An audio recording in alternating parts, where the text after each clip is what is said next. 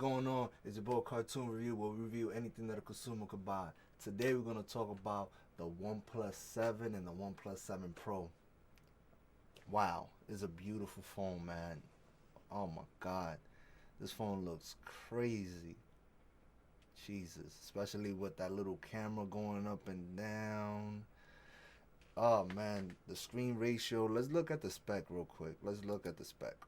Well, the spec right now, supposedly, quote unquote, nobody's really sure, is gonna be for the 7. For the regular 7, there's gonna be 6.5, with the Snapdragon 855, 48 megapixel in the back with the 20 megapixel, I guess. Sometimes I don't even know which one they be having, but the most impressive one is the pop-up 16 megapixel, which is crazy. Gonna have 8 or 12 gigabit of RAM internal. I don't know if it's gonna be support SD cards. Hopefully it does. Supposedly a 4,000 milliamp battery with the 44 supercharged, which was crazy on the wow, OnePlus 6T McLaren. It was leading. Price is gonna be around 550, 580, maybe 600, depending how everything works out. But the 7 Pro is gonna come out with the 6.5, and it's still gonna have the 855 Snapdragon. But the camera, a lot of people saying is gonna be, instead of the 5 megapixel, I guess that's the depth of field, something like that it's called, is gonna be 7 or 10. Then I'm very sure.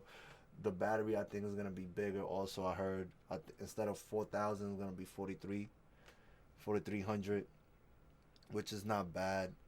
Let's see the other pictures, man. Oh my god, look how beautiful that looks. Especially if they come out with like a white one, like a red one. Oh, if they come out with a red one, it's gonna be a game changer. Definitely a game changer. Wow. This is serious. This is gonna be a big deal phone.